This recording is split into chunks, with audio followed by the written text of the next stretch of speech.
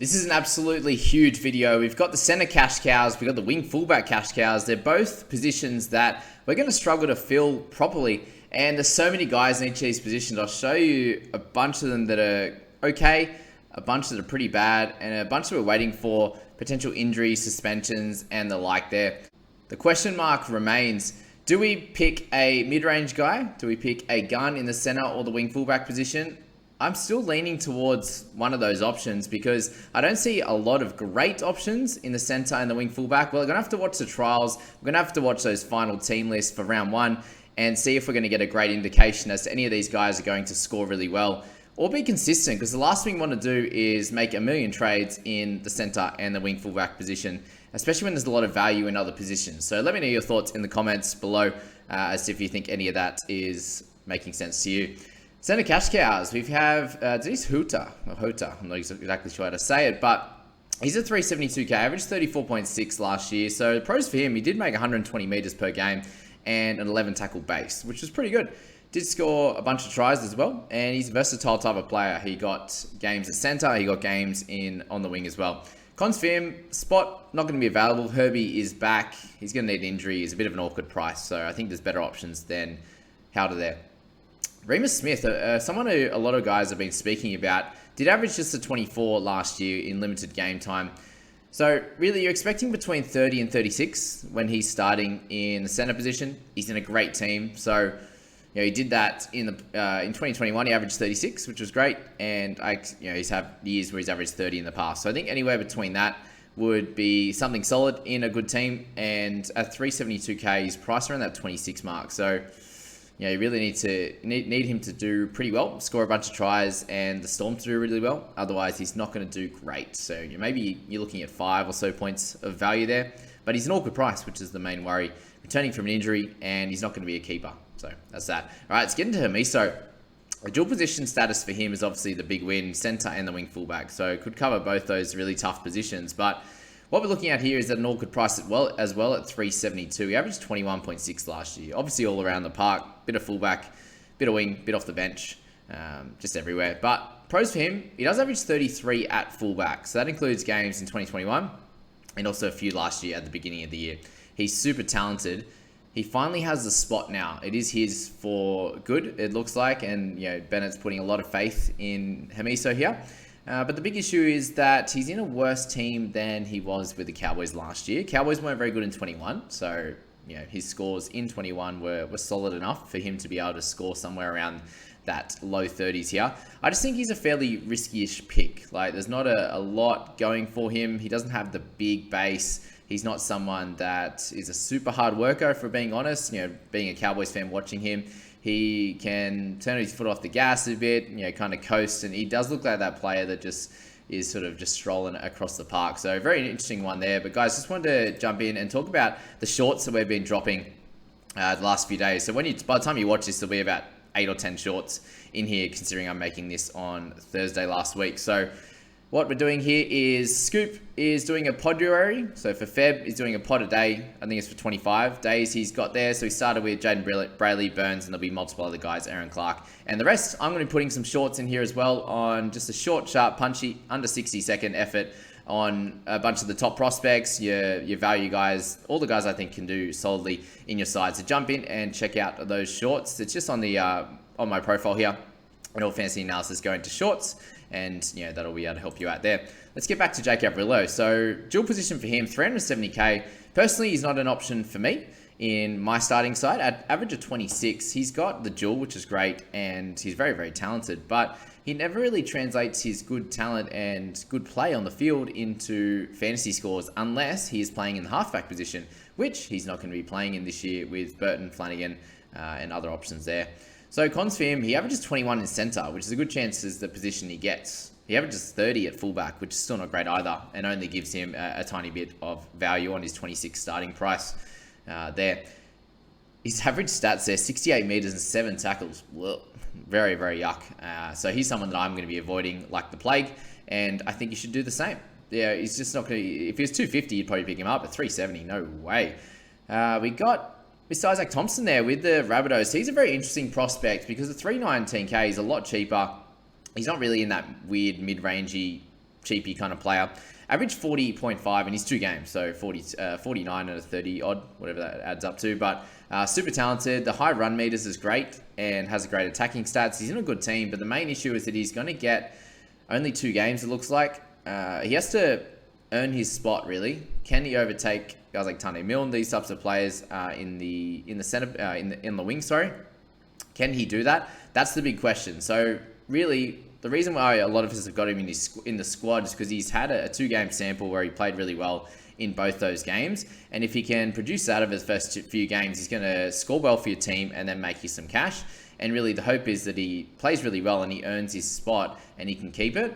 The other thing you can think of there is that potentially there's going to be an injury to someone in those outside backs, and he should be able to get that spot if there is an injury in the centers or wing fullback. Or the fullbacks, and then wings, and then the fullback in Latrell, for example. So yeah, that's the thoughts on Thompson. Someone to really think about having in your side. I've got him in my team right now, but is he going to stay in there? That's the big question. Junior Tupou there with the Tigers. So he's at 319k, averaged 28.8 last year. 29 average in the 4 games is pretty solid. That 28.8 that he got, has great tackle breaks and scored 2 tries. So he's got a little bit of everything on the attacking side of the ball. Tigers are going to be better as well, so that's something to think about. And the big cons for him is that he doesn't really have a spot currently. So yeah, that's that. Before we talk about Billy Smith, I just want to jump in and mention here that we have the playlist section, guys. If you are coming in now, if you've watched a lot of the videos but you haven't seen all of them, just jump in here and exactly what you need. We're going to have all the shorts in this playlist section. You've got all your strategy videos, the team analysis that I'm going through with Scoop, and then the positional analysis, all the deep dive stuff in there. Just click into those playlists, guys, and we'll show all those videos, and you can get into that and have a lot of fun with watching all of them. So I appreciate you guys being here. Thank you for watching all of them, and keep getting into them. Billy Smith, so 21 average. The big issue with him is just he keeps getting injured all the time, and he's super inconsistent. Usually comes back and has a couple of average games, and then his 3rd game or 4th game, which is really all he gets, 3 or 4, he usually has a good game or 2 then, and then he gets injured again, which is so poor and so sad for him. He's obviously a talented player. The Roosters have put a lot into him, and they hope to get some benefits eventually. He's obviously in a great team, has some talent, but really, I think you have to avoid him. Right, Mr. Robert Jennings. So he's with the Dolphins, dual position as well, average 21.6. He does average 30 in 80 minutes over his career, which he's played for 5 or 6 years now or more. Yeah. Cons for him, he's obviously fighting for a wing spot in a bad team with the Dolphins. I'm not exactly sure if he's going to get it, but if he does, can you pick him up? If he gets it, as I said, you're looking at a 30 average, but that's in better teams like the Panthers, for example. So yeah, do you want him? Potentially, but not for me at this point. Moses Mbai. So, dual position, 300k, average 21. He's had so many years where he's been mediocre in fantasy. He's obviously had some decent positions there. The talk right now is that he potentially will play 6 if Jaden Sullivan is not back. Main issue with Sullivan is he looks like he's going to be back close to round 1, but will he start? Will he be on the bench? So many question marks. Mbai, I just think you should avoid in your team. He's obviously really versatile, and that is usually a crutch for him. He doesn't get to play the positions he wants, but yeah, if he does get an extended go at 6, he averages 32, which provides a decent amount of value there at the 300k price point. Dean Mariner with the Broncos, so 277k for him, average 22.5. In the couple of games that he played, he averaged 9 tackles per game and only had 1 miss in total, which is great. 18 tackles for 1 miss and 114 meters there in the center. So really, really good base stats. And if he does get a spot at some point at 277k, I think he needs to get in a lot of sides for sure, because there will be games where he does get some attacking stats, and those couple he did not. But obviously there's no spot currently for him. Tommy Talau, number 11, a pretty interesting guy there that we want to talk about at 250k as the dual position. He has some solid numbers in 2020 with averaging 31 points. So if he can get that, he's obviously going to make plenty of cash for us, a couple 100k or close to it. He's in a better team this year than what Tigers teams have been previously. He does have the dual, which is great, and he's very, very cheap. So lots of positives there. Fairly talented as well, which is great. And, if he's going to be on the left, he has some talented guys on his inside in Isaiah Papali'i and Luke Brooks, for example. If he's on the right, he's going to have Dewey, and potentially Bateman or Sean Bloor, these types of guys. So he definitely has some options either side of him, which is going to be great. Do you pop him into your side? I suppose that's the big question. He's been a poor scorer, really, overall, apart from that solid 2020. So 2021 wasn't great. 20, 25 average in that 21, and he didn't play it all last season. So there's a bunch of negatives that you kind of need to think about, but that's that there. Mr. Jenkins, we've got at the Panthers at 250k. I actually think to the eye, he's fairly talented. Solid defense as well, 18 tackles and 2 misses in his one game there, which was great.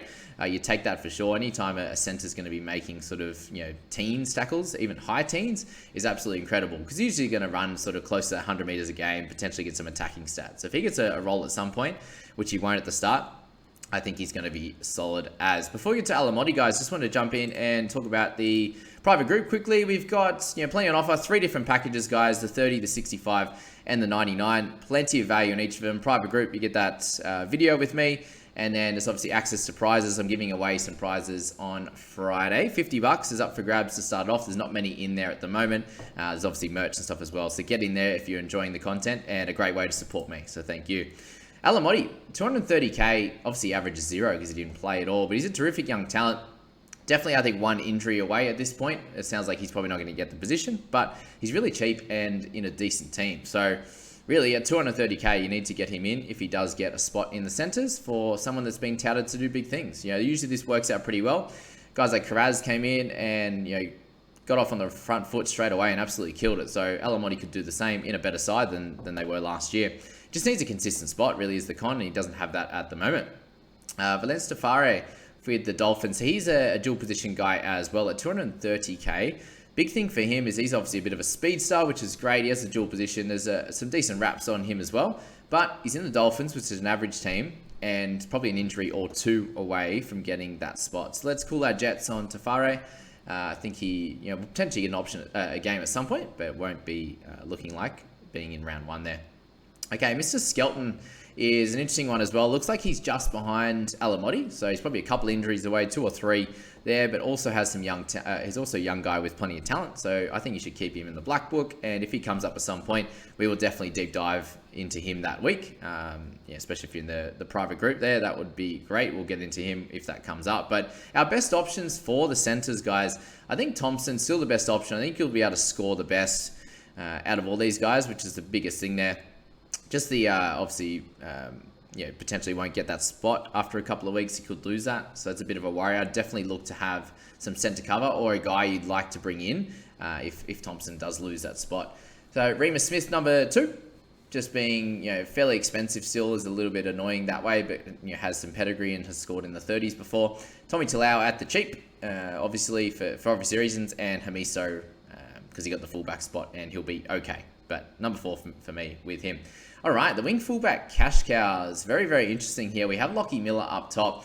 He does average 50 in 4 fullback games. So 426k, he's going to be priced around that 30 mark, which is not too bad. 30, 31 there. And if you're getting somewhere around that 40 from him, it's 10 points of value at a minimum. So you just have to get him in your side. You look at his 4 games that he played there. He scored 2 tries, which was great, and 200 run meters and 9 tackle breaks. So you look at those and you go, does he need his players around him to be able to get a lot of those, return meters, return tackle breaks? I don't think so, really. Like, a lot of that is just from him returning the ball. Obviously, in attacking situations, it's going to be based on how the team's set up, the kind of threats that you have around you. So you could potentially take off a couple of tackle breaks from that, and maybe a few run meters just from having a little bit extra space. But overall, moving to the Knights isn't going to be the worst thing for him. He's that type of player. He's just a run first type of fullback, and a 426, you just have to get him in your side.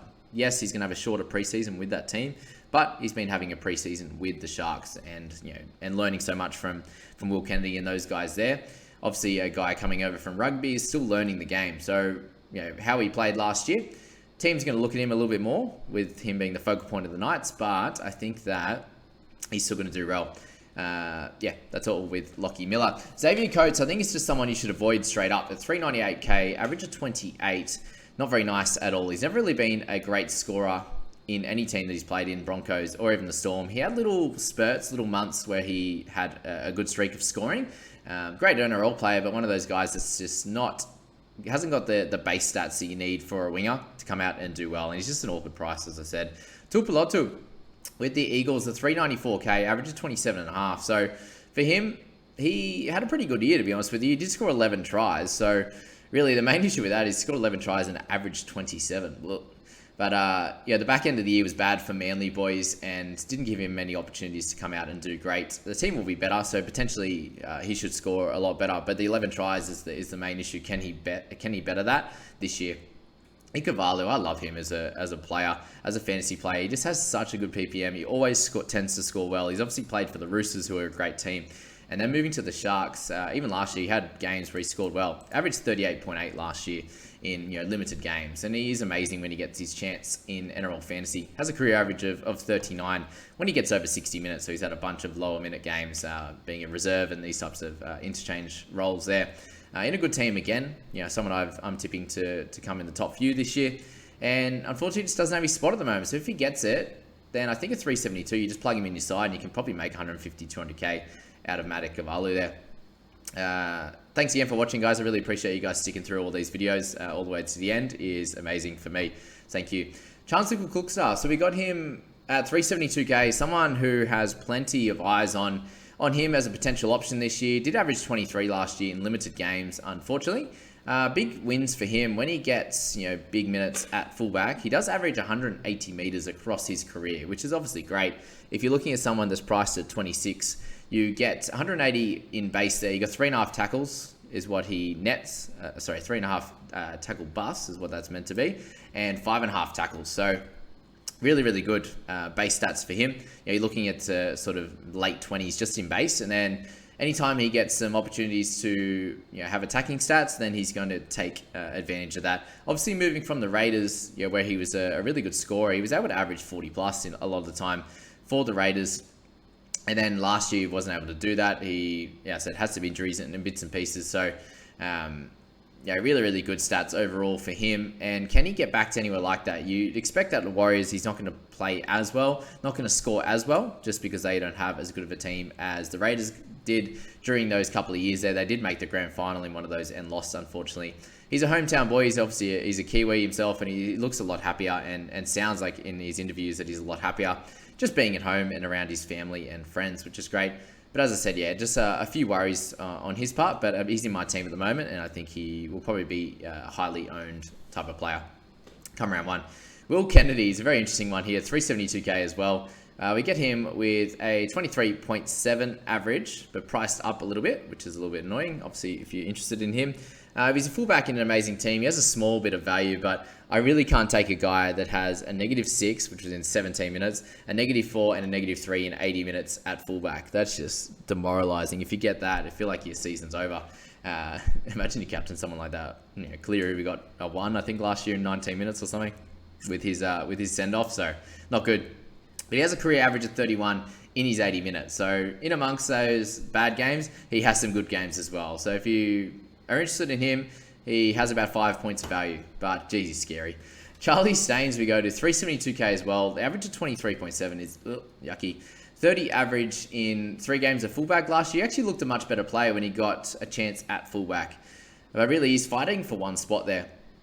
Can he get that? I'm not exactly sure, to be honest with you. There's some talk of Laurie moving into the 6th position and Dewey moving to 3, which is, again, I don't like that. But if Staines was to get a 1 position, you have to consider him for sure. He could potentially have 5 points of value or something. But again, it's not great, let's be honest with you. And as we're noticing throughout this list, guys, there's not a heap of real home run options. Like Lockie Miller's probably it. And there's some cheapies that were like, oh, how's he going to go? But if he's on the wing, Staines, don't touch him. If he's a fullback, consider it. Sean Russell. So for him at 319k, he had a nice 41 game last year with a couple of tries in round 1.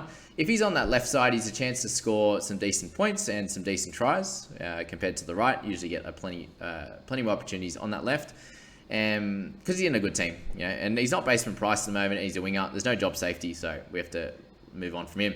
Hayes Parham, tip to get the fullback position at the Dogs. It sounds like he's going to get that, but we'll find out more over the next few weeks and trials for sure and how he goes in that. But an average of 20.8 last year. Good things for him is he's a natural fullback. He grew up playing the position and has impressed since moving to the Dogs in that position when he's training. So that's great news early on. If they can go, oh, wow, this guy's really talented and sort of tout him to get that position early on in the preseason, means he's doing great things. So he has an average of 27 at centre, which is, you know, a worst scoring position. And when he's priced at that sort of at sort of 21 there, that's really ideal. That at centre he can average 27, maybe at fullback he can average in the 30s. And we have some data. If you check that recent video where I showed that guys that have transitioned from wing or centre to fullback has actually ended up with about a 5 or 6 extra points at a minimum, and potentially better for the guys that did really well. So even the guys that weren't great in their transition did increase that scoring output. So yeah, a really good one, but obviously unknown in the NRL. He hasn't played many games there. Declan Casey with the Dogs. He's 277. We're getting to the cheaper guys now. Very interested in the next guy on the list, George Jennings, actually. But 24 average for Declan. He did score a 61 with a try at centre last year, and he had a really good base in that game. So if we're just basing off that, then, you know, if he gets a chance, you throw him in the team. But the other couple of games that he played were very nasty, with a single-digit game and another low score there. So really, he's just inconsistent, as I said. But he has that one cracker game where that base was hectic, which is something that I'm really looking for, but really fighting for a spot in this side. So said I was interested in George Jennings, and at 250k, he was someone that scored really well a couple of years ago, along with Remus Smith. So if you're looking at Remus Smith as an option, you got to think about George Jennings as well. The reason we haven't spoken about him is he did his ACL in first game last year, which is why he got 16. He did score a try early on, and then did his ACL. So what we do say is, obviously, first year back from an ACL injury isn't great, but he is a winger, and, you know, a lot of his efforts are going to be straight line drives, moving a little bit at the defensive line, and then just straight line drives to put the ball down. So Georgie, at, you know, that price there at 250, I'm licking my lips, to be honest with you, if he gets a spot. So 30 average in minimum. He has a 30 average minimum, across all of the years that he's played, and a 38 average in 60 plus minutes in 2021. So terrific. If you can get anywhere above 30 for a winger in a good side, going to be crazy. Pat may not be ready in round one. So the talk that he hasn't really given a timeline on his return. It says he's expected in round one, but Pat will know best. And, you know, I'd say they're going to be talking him up as a big prospect, Pat, if he is going to be back in round one. There's been no chat of that yet. We'll find out over the preseason, but I'm so keen if he gets his chance, Georgie Jennings. But fighting for a spot with Meaney at the moment, I'd say.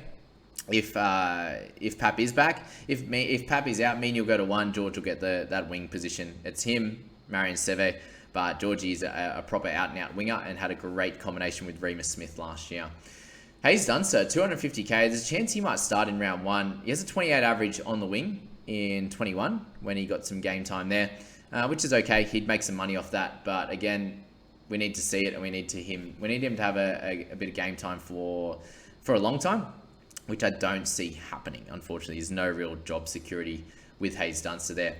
KO Weeks is a very interesting prospect here. He has the dual position half and the wing fullback. He got an opportunity at fullback in the last game of the year last year. He's a good youngster. Yeah, got plenty of talent there, and ran 220 run meters in that fullback game. So that's obviously great signs. If you can do that on a week-to-week basis, if he gets a chance, then that would be ideal. But you've got guys like Ruben Garrick who'll play the 1. There's just probably behind a bunch of players there. Could see him on the bench at some point, being that kind of utility type of player, but he's really raw. Obviously, he had 4 errors in that game that he ran the 220 meters. So there's really no spot in the team until the injury for him, but someone to keep in mind for sure. We have 4 guys left, and we'll give my best options at the end for the wing fullbacks and a bit of a synopsis on it all there. Tyrell Sloan with the Dragons at 250k. He comes in with a buy in round 1. So I didn't really speak about too many buys with the other guys because there's not too many options in like sort of the Penrith or the Manly teams there that have buys in round 2, 3. So if you're looking at cash cows, you want them to sort of get at least 3 or 4 games at the start, and the majority of these guys do get that opportunity. But Sloaney there, he looks like he's going to get that wing fullback spot, but we won't get to see him actually named in there. But they're so down on troops that I think Sloan definitely has to get it. And they need some attacking flair on that field for sure. He's very talented in that sense. He does have an average of 33 at fullback, which he didn't score too well in the games that he played last year. But overall, in the couple of years that he's had a crack, he does average 33, which would be enough to make him plenty of cash there. And really, he only has 2 games without tries across that couple of years, which isn't very nice and doesn't have great defense. So that's Sloan.